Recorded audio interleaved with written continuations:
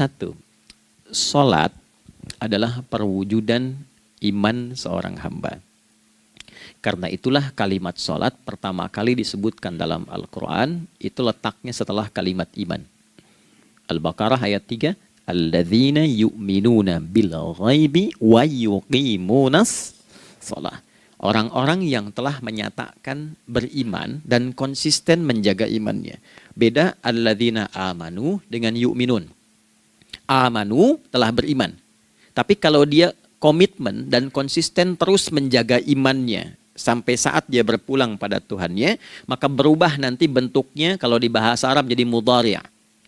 Ya, kalau di bahasa Inggris kan tuh punya 3 arti. Present, continuous, and future. Jadi kalaupun sekarang terus berlangsung sampai masa depan pun saya tetap akan beriman. Nah, pembuktian untuk menjaga iman itu pembuktian utamanya pada sholat.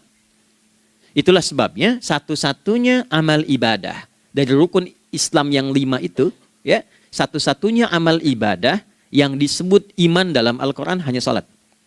Teman-teman boleh buka Quran surah kedua Al-Baqarah di ayat 143. Ya, di pertengahan ke ujung ayatnya. Saya percepat. Wa ma kana Allahu liyudhi'a imanakum. Dan Allah nggak akan pernah menyia-nyiakan sholat seseorang yang dikerjakan karena imannya. Ayat ini turun, ketika ada terjadi pergantian arah kiblat.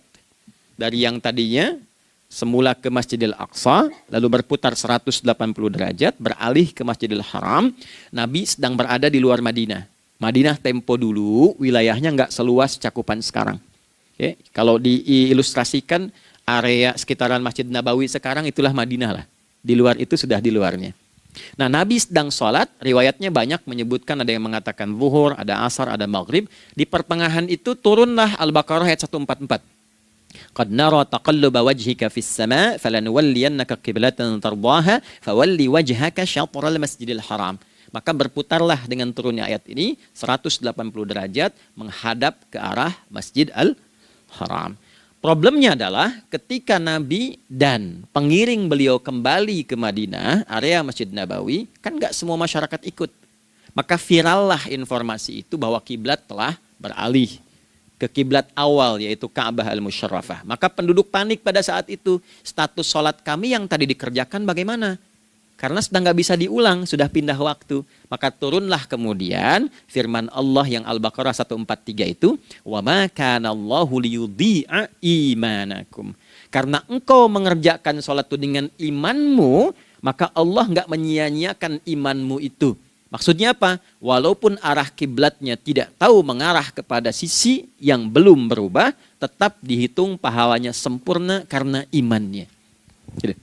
Nah, ini nanti yang menjadi landasan turunnya Al-Baqarah ayat 115. Walillahil masyriq wal maghrib fa aynama tuwallu fathamma wajhullah. Kalau Anda sedang tugas nanti di lapangan, lalu sulit menemukan arah kiblat. Aplikasi susah karena sinyal nggak masuk misalnya.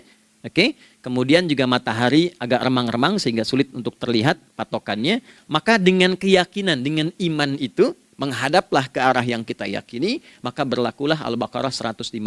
Di saat itu diterima amal ibadah kita sama dengan yang menghadap kiblat dengan dasar imannya.